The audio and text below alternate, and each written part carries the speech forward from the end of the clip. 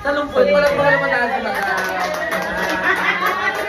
Happy birthday, Len! Ay, Birthday mo! baka may birthday yan. Hindi ko lang ha. Hindi po, totoo po, sa lungkot po, hindi po bangko, hindi na bahita o upuan pang labahan o kahit anuman. Ang Tagalog talaga ng upuan ay salungkwet. Alright. Okay, next question. Sunday! Kung ang Tagalog ng upuan ay salungkwet, eto, basic lang to ha. Ano naman ang Tagalog ng kulay orange? Taas po ang kamay ko. Ano naman sagot? Ano po yung madam? Teka lang, nakalimutan. Ano po yun? Kahel! Kahel, walang baka naman natin. Kahel! Dapat napakol.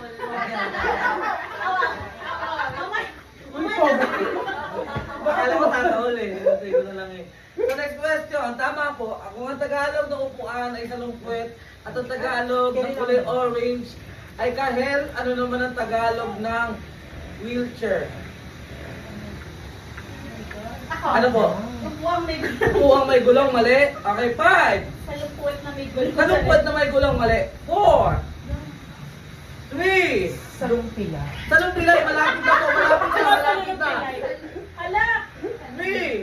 Salumpot. Salumpo, malapit na naman natin. Ito nga po, ang Tagalog po ng wheelchair ay salumpo. Apo. Alam niyo po ba kung bakit? Kasi pansabi ng lumpo, di ba? Kaya salumpo, tsaka nag-vision po kasi kami. Okay, palakpakan naman natin yung Birthday niya! birthday niya.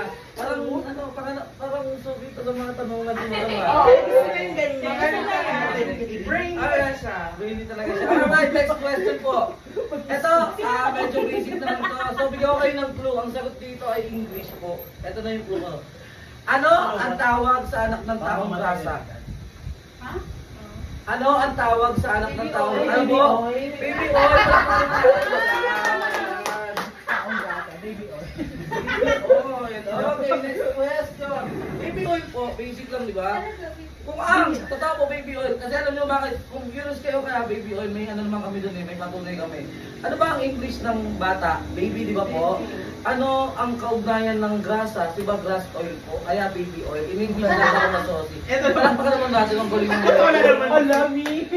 Baka dahil sa kagat.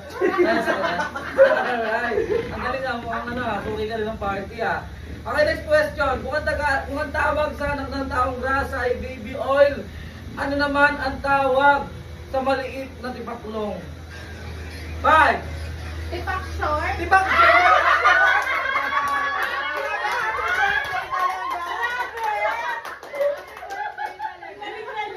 Ang galing talaga, no?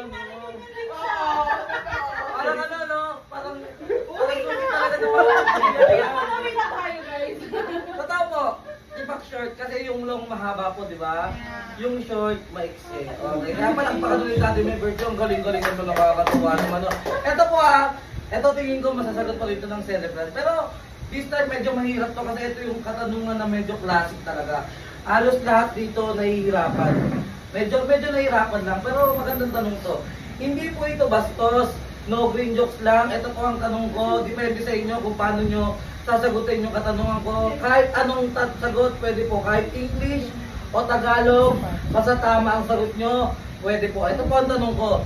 Ano ang ibig sabihin ng sagad? Para ikaw, para sa Diyos. Para sa Diyos. Ay, palakpakan naman natin! Ang galing! Akala ko may sinigaw ng baon eh. Hindi, mabuti yung utak natin. Dagan po, totoo po, sagad sa Diyos o sa Panginoon. Di lang niya. Ang galing na nakakatuwa naman yun So next question. Ito naman, next question. Kung ang ibig sabihin ng sagad ay sa Diyos or sa Panginoon or kay Lord, ano naman ang ibig sabihin ng paminta? Becky. Mali po. 5. 4. 3. Paint. Okay, paint brush. Palakpakan naman natin. Okay. Ayun po ay malalim na kahulugan ng Tagalog ng pangsulat. Okay, paminta po. Alright. Okay, next question.